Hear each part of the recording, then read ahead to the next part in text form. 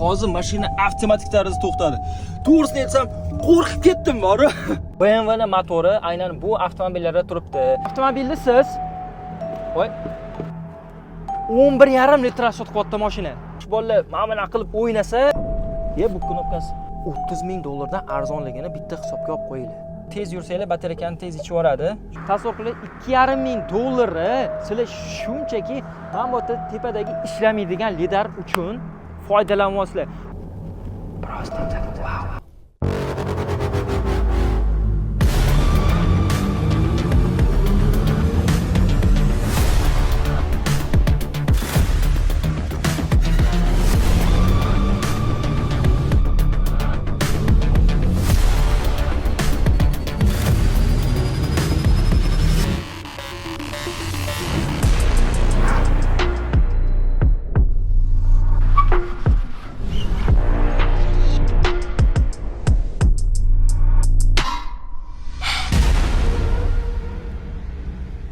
27-28 ming dollar atrofida ushbu avtomobilni sotib olsangiz, yutasizmi yoki yutqazasizmi? Keling, bugun sizga ushbu avtomobil haqida batafsil ma'lumot berib o'taman. Bugun e'tiboringlar markazida Leapmotor C16.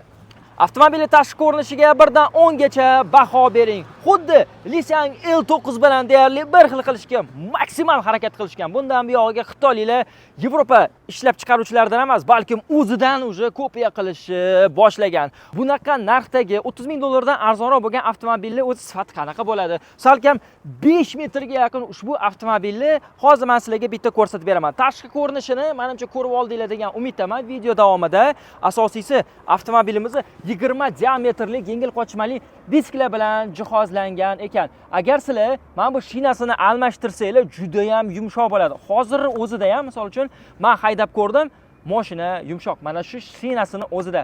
Yaxshiroq shina taqsanglar, albatta, menimcha maqsadga muvofiq bo'ladi. Avtomobilni siz ochilmay qoldi. Ha, bu benzin ekan, mayli. Eng asosiysi, mayda-chuydasini ko'rsatib o'tirmayman. Mashinani o'ziga e'tibor qaratamiz. 28.2 kilovatli batareyasi bilan avtomobil salkam 200 kilometr masofani bosib o'tar ekan. Tasavvur qilasizlarmi? Lekin biz shaxsan ushbu avtomobilni haydab yurganimizda model 150 kilometr, 140 kilometr atrofida yurib berdi. Bu realniy yurishi aynan avtomobilda. Agar siz shahar sharoitida harakatlanadigan bo'lsangiz, menimcha yetib ortadi. Bir kunda siz necha kilometr masofa bosib o'tasiz? Bitta yozib qoldiring, okey? Xullas, endi ochamiz. Bu knopkasi. Uzr. Agar siz bu avtomobilni birinchi marta ochib ko'rmoqchi bo'lsangiz, noodatiy avtomobillar mamotda bo'ladi knopkasi. Bunda mamotga ko'chirib qo'yilgan. Mamotda ko'rishingiz mumkin. Yukxonamizda unaqa katta emas. 25 kilolik un qo'pol qilib ketganini tushuntiraman. 25 kilolik un shundoq ketadi bu yerga. Bemalol. Ustiga yana bitta ikkita paketchalarni tashib olsanglar bo'ladi. Albatta bu orqa o'rindiqlar ko'tarilgan holatda. Tushursanglar salkam 600 litr hajmga ega yukxonasi bo'ladi. Mana buni bitta ochsanglar, chiroyiga qaranglar. Men juda ham hayron qolaman-da. Bu xitoyliklarga qanaqa qilib foyda qilishadi? Bizni jim agar bunaqa bo'lganda, menimcha bir kamida bir 50 ming chiqarib yuborsa kerak bu modelning narxini. Hoppa, qaranglar. Joylashamiz. Hozir 3 ta qatorida mana bo'yim 184 da.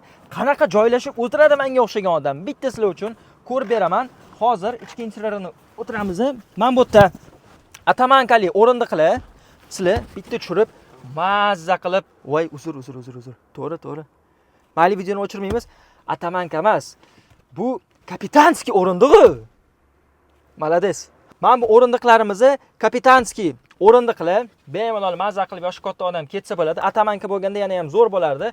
Men bu yerda sizlar kompyuterda xohlasanglar ishlab ketsanglar bo'ladi. Endi televizor ko'rib ketasizlar demayman, chunki men bu yerda televizori bor-da. Ko'ryapsizlarmi?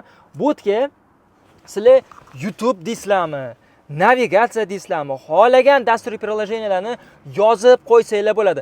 Ushbu mashinaning tili hozircha to'laqonli Xitoy tilida, lekin rasmiy dilerlar orqali avtomobilni sotib olsangiz, 100% rusifikatsiyasi, dasturiy ta'minoti bilan qo'yib berar ekan. Agarda mabodo sizda Leapmotor C16 bo'ladigan bo'lsa, Ksanavi uzga murojaat qilsanglar, okalar, professional sizlarga xohlasanglar, любой mashinanglarga Rusifikatsiya qilib beradi, xohlasanglar o'zbekcha gapirtiradigan ham qilib beradi. Eng asosiysi menga mana shu displey qo'lda ochilib yopilishi sal yoqmadi-da. Lekin buni ham bitta plusi bor. Chunki agar bu elektroprivodda bo'lganda, endi meni shaxsiy fikrim, buzilib qolsa yoki yosh bolalar mana buni qilib o'ynasa, sal muammoroq bo'lib qolishi mumkin elektroprivodda. Lekin akalar, hozir men shuncha narsani aytyapman. Mashinaning narxi 30 ming dollardan arzonligini bitta hisobga olib qo'yinglar. Nima kutasizlar yana 30 ming dollarga? Shuncha narsa bor. Mashina uzun, keng, podveskasi yumshoq, mazza qilib harakatlanasizlar. Xullas va hokazoda. Mana bu yerda 3 zonalik iqlim nazorati bor. O'rindiqlarimiz qaranglar, isiydi, soviydi, hattoki orqa o'rindiqdan turib siz muzikani pauza qilib qo'ysangiz bo'lar ekan. Charchakagina deb. Mana bu yerda o'rindiqlarini oldi orqaga sizlar surib qo'ysanglar ham bo'ladi. Vola. Endi bu yoqda aylanib keling-da. O'rindiqlarni palaparti chiqib tashagan bo'lsangiz farzandlaringiz bilan, mana bu knopkasi bor ekan. Bitta bossanglar, 3-2 qatorlarni o'zi avtomatik tarzda kontrol qilib olar ekan, qaranglar. Ko'rasizlar?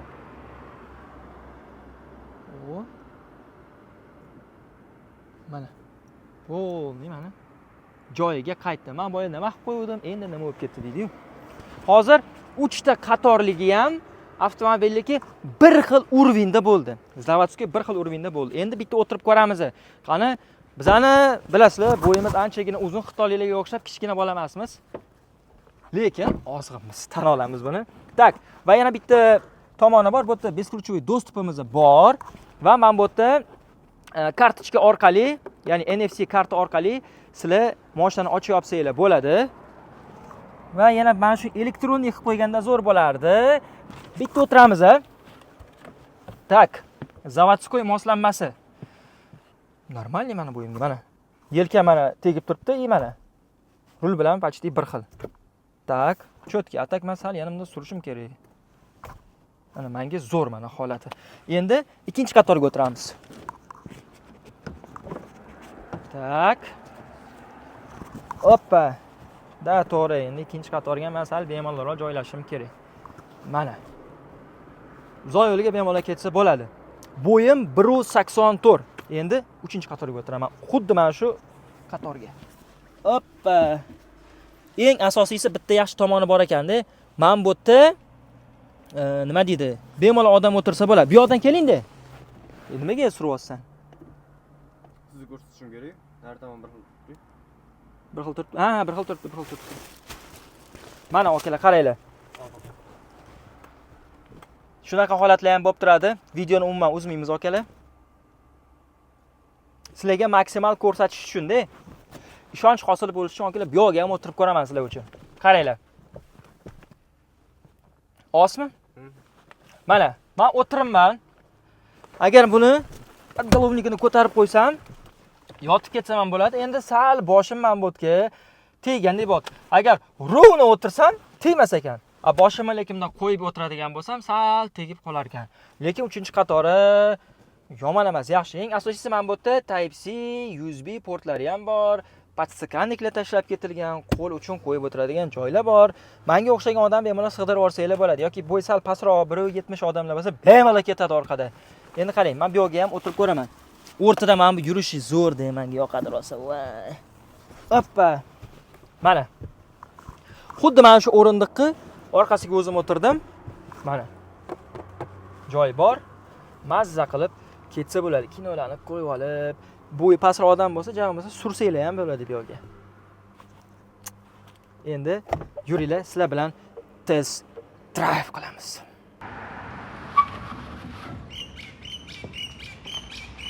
Hozir mashinamizni yoqishimiz uchun men bu yerga NFC kartni qo'ydi. Qo'yamiz. Qani? Ola, podключение bo'ldi. Tak, mashinaga o'tirish ancha yaxshi. Rulning upravleniyasi ham zo'r, qanaqadir bir og'irroq, takoni premium modelda o'zingni his qilgandek, o'zinglarni his qilasizlar. His qilgandek o'zinglarni his qilasizlar. 500 metr qaytarib tegyapti. Men bu yerda mashinani olgan odamimiz biz otib olmasa bo'ldi. Barimiz juda keng. Qaranglar.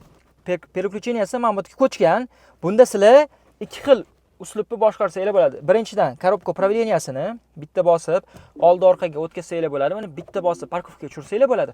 Va ikkinchisi adaptivniy cruise control, ya'ni o'zbek tilida aytganda avtopilotni sizlar ishga tushirsanglar bo'ladi. Mana bu orqaga bitta orqaga bosib o'tib, yugurib orqaga o'tolsanglar ham bo'ladi. Mashina bemalol o'zi maza qilib yuradi. Faqatgina har bir 30 sekund yoki 45 sekundlarda yo'lni unchalik ko'ra olmay qolsa, model rulni ushlab qo'ying degan narsasi bor. Shuni inobatga olib qo'yinglar. Chunki bunda bari master account hozircha yo'q. Bo'lganda unda shunaqa qilsanglar bo'lardi. Xullas, mashinada yurish. Birinchi navbatda kamar taqish kerak. Har doim kamar taqib yuringlar. Quyosh uje peshonamizga keldi. Tak. Dinamikasi yaxshi. Mashina 230 bitta ot kuchlik elektrodvigateli bor va 0 dan 100 gacha 8.5 sekundda chiqadi. 45 litrlik yoqilg'i baki bilan ushbu avtomobil 1000 km masofani bosib o'tadi. Bunga 1,5 metrlik atmosfera dvigatel qo'yilgan, uni ot kuchi 95 ot kuchiga ega. U hech qanaqa mashinaning harakatlanishiga yordam bermaydi, faqatgina quvvat ishlab chiqarish uchun ishlaydi. Eng asosiysi menga bu model yoqqan tarafi, mashina 5 metr-ku, katta. Mana bunaqa kichkina ugl joylardan juda ham zo'r qayrilib o'tib ketadi. Mashinaning g'ildiragi maksimal tarzda ugl bo'lib yotadi. Mana qaranglar, hozir maksimal burdim. Mana ketdi. Mana aylanishi.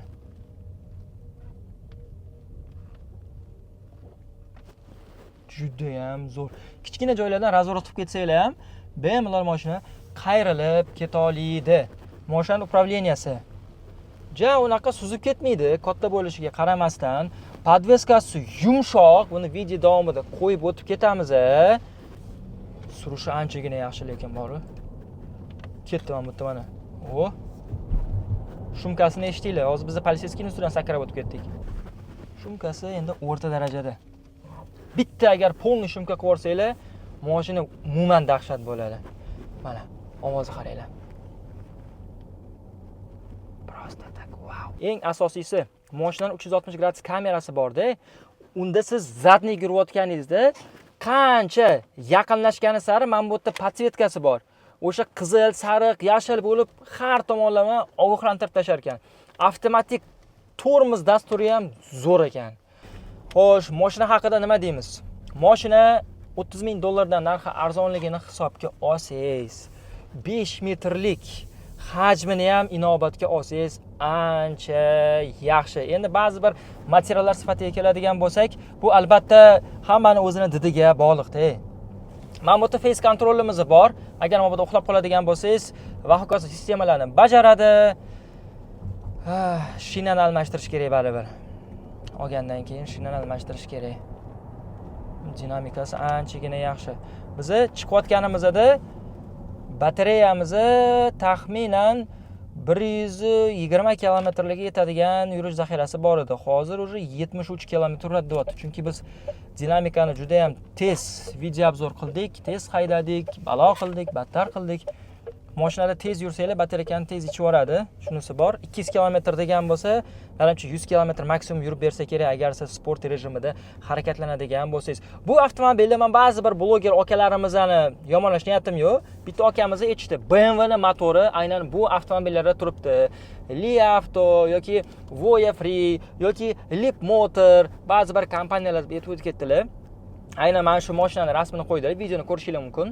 BMWning bitta xatosi bilan butun Nemetika avtobrend sinib ketyapti. Hammasi 2014-yilda boshlangan. BMW Xitoyni Power Hinchin kompaniyasi bilan motor ishlab chiqarish uchun Xitoyda qo'shma zavod ochadi. Ishlab chiqarishni arzonlashtirish maqsadida. Boshida litsenziya asosida BMWning motorlarini yig'ishi boshlanadi. 2017-yilda esa yangilangan motorlarni Yevropadan Xitoyga ishlab chiqarish ko'chiriladi. Bu yerda eng qizig'i boshlangan. Xitoyliklar nemislarning 100 yillik tajribasi, texnologiyasi va BMWning litsenziyasi bilan 2018-yilda o'zini gibrid dvigatellarni chiqarishni boshlaydi. Uni boshida hech kim bilmagan Li Auto kompaniyasini qo'yadi. O'zini L1 mashinalariga. L1 ni sotuvi shunchalik yaxshi bo'ladiki, uni ko'rib boshqa avtobrendlar ham Power Hinchindan. Lekin bu xato. Faqatgina aynan mana shu kompaniyada Li Auto uchun dvigatel ishlab chiqaradi. Nomi nima edi? Hangjingmidi? Power Hangjingmi, Hankimi degan xullas bitta zavod bor. Xitoychaga uncha tilim kelishmaydi. Aynan o'sha zavod faqatgina Brilliance Motors tomonidan o'sha avtomobillar uchun dvigatel yetkazib beruvchi sistemaga ega. Faqatgina Li Avtoga aynan shu zavod dvigatel ishlab chiqaradi, aynan Device dvigatelini. Undan qolgan boshqa brendlar esa, misol uchun Voya Free, Dongfeng kompaniyasidan to'laqonli noldan yig'ilgan Device dvigatellarini oladi. Bu bo'ladigan bo'lsa, mana bu kompaniya nomini eslab qololmadim. Buning uchun ming bor uzrdan Device dvigatellarini oladi. Shuning uchun unaqa vahma qilish kerak emas. BMW motor turibdi-ku bunda degan narsani sizlar aslo o'ylamanglar. Avtomatik klimat kontrol o'zi yoqib yubordi bu jinni. Bilmadim nimaga. Men isib ketganim bildimi deyman. Qaranglar, mana bu yerda orqa displeyni monitorini ko'rsatib turibdi. Power o'tnikda yoqsa chiqmas ekan, menimcha top komplektatsiyasida bo'ladi bu. Mana. Sekin yurasizlar. Tak. Okey, o'tib keting. Qaranglar mana, avtomatik tarzda o'zi signal beryapti. Kamerachimizni yopib qo'ydik yo'lda. Mayli. 6 xil pozitsiyasi bor bizni O'zbekistonda. Men sizlarga hozir pozitsiyalarning o'rtadagi farqlarini tushuntirib beraman. Misol uchun, eng asosiy farq keling tashqarida. Lisang L9 bilan maksimal bir xil qilinish uchun men bu yerga lidar tashlab ketilgan, lekin okalar u lidarli versiyasini olaman deb unaqa ovora bo'lmasanglar ham bo'ladi. Shunchaki lisanga maksimalni o'xshash uchun agar olmasanglar, tasavvur qiling, $2,500 sizlar shunchaki men bu yerda tepadagi ishlamaydigan lidar uchun foydalanyapsizlar. Bu lidar aynan nima uchun ishlaydi? Avtopilot uchun ishlaydi. U avtopilot bizni O'zbekistonimizda ishlamaydi. Uning uchun master akkaunt ochishingiz kerak. Master akkaunt rasman ochilishi uchun siz qancha narsa qilishingiz kerak. Ellik motorga hali beri ishlamaydi. Ko'rdinglar yaqinda Lisang avtopilotiga ishonib qatga kirib ketdi. Buni menimcha sizlar internetda ham ko'rgan bo'lishingiz mumkin. Baribir bizning yo'llarimiz hali unaqa jahon standartlarida yuradigan yo'llar emas. Xudo xolasa mana sekin-sekin rivojlanishlar bo'lyapti. Balki mana shu 5-6 yillarda anchagina yaxshi o'zgarish bo'ladi. Shuning uchun aynan bu hozir biz haydab yurganimiz ikkinchi pozitsiyani eng full versiyasi. 3 tasi elektro versiyasi bor. 3 ta versiyasi gibridi bor. Hozir biz birinchi pozitsiya emas, balkim ikkinchi top opsiyadagi avtomobillar ko'rib turibmiz. Shuning uchun men o'zim tavsiya qiladiganim shaxsan $2,500 tepadagi bitta ishlamaydigan shox uchun to'lash bu g'irt jinnilik deb o'ylayman. Shuning uchun mana shu ikkinchi pozitsiyasi eng ma'qul variant okalar. Narxi ham arzon, hamma narsasi bor 3-pozitsiyadagi. Sizlar hech qanaqa bir kamchilik ko'rmaysizlar. Voy, yana nima gaplar qolib ketdi? Ushbu avtomobilni siz rasmiy dileridan sotib olsanglar bo'lar ekan, juda ham qulay narxlarda, o'sha garantiyalar bilan berayotgan ekan. Xohlasanglar okalar, bu mashinalarga sizlar metan va propan ham qo'yib yursanglar bo'ladi. Hozir men o'zim shaxsan aynan bu yo'nalishda bitta kichkinagina bir proyektni olib boryapmiz. Zo'r yengilliklar oldinda bo'ladi. Yana nima dechak bo'ladi? Asadbek, nimalar qoldi? Uyga ketish qoldimi? Bu modelni sizlar qaysi modelga konkurent deb bilasizlar? BYD Song Plus chempionni yirtib yuborgan avtomobil, Lisanga qotili deb tashashdi-yu. To'g'ri, BYD chempion narxi bilan, hajmi bilan, sifati bilan sindirishi mumkin. Lekin okalar Lisang bilan solishtirish sal xatoroq. Chunki narxi juda arzon-da. Shuning uchun bizning O'zbekistonda $27,800 dan narxi boshlanar ekan. Shunlas rasmiy dilerdan hozir ochilgan. Saloni. Ko'rsat, shu yerdan. Mana shu saloni rasmiy dileri garantiya bilan sotyapti xullas. Bizga unaqacha soqqa berib nimadir qilgani yo'q. Prosta men o'zim uchun so'rab turibman, sizlar so'raganinglar uchun bu mashinani obzor qilib bering. Qanaqa model o'zi bu? Yaxshimi, yomonmi? Umumiy xulosani aytadigan bo'lsak, puliga yarasha, yumshoq, ekonomichniy. Hozir men bu yerda tabloda sizlar ko'rishingiz mumkin. Qarang, 11 litr rasxod qilyapti. Onasini emsin. Kel ko'rsat. Chunki video davomida boya qo'yib o'tdi, keyin yana baqir-chaqir qilib yurishmasin, bizdan urib so'kib. Duelga chaqirib yurishadi bo'lmasa. Mana, hozir bu yerda 11.4 litr yoqilg'i rasxod ko'rsatyapti. Mashinamizni o'zi probegini ham ko'rsatyapar. 97 kilometr. Umumiy probegi 97 kilometr turibdi. Nimaga? 11.5 litr rasxod qilyapti mashina. Fakt. Mashinamizni hali 100% lik benzinda harakatlanmagan, faqatgina elektrda yuribdi. Tasavvur qilinglar, bir marta 100% qilsanglar, mashina 200 kilometr uradigan bo'lsa ham akalar endi bir marta zaryadga qo'yilganda, bu zavoddan, ishlab chiqaruvchidan tekshiriladi, maksimal quvvatlari aniqlanadi. Shuni hisobiga hozir tabloda 11 litr yoqilg'i sarflayapti. Agar sizlar bu dvigatelni 100% qiynab ishlatgan holatingizda ham maksimum rasxodi akalar bir 7 litr qiladi, lekin unaqa 11 litrga borib qolmaydi. Mana shu narsani yaxshilab bilib olinglar. Agar spokойный rejimda yuradigan bo'lsanglar, mashina 5 litr edi. Men o'zim Zipal S7da yuraman, surib yurgan taqdirimda 7 litrgacha chiqarganman. Yaxshi yurgan holatimda 5 litr, 4,5 litr, xolasi 3 litr ham yegan vaqtlari bo'lgan. Xullas ko'p gapirib oldim. Barchalarni keyingi obzorda kutib qolamiz. Qaysi modelni qilish kerakligini bitta yozib yuboringlar akalar. E'tiboringiz uchun rahmat.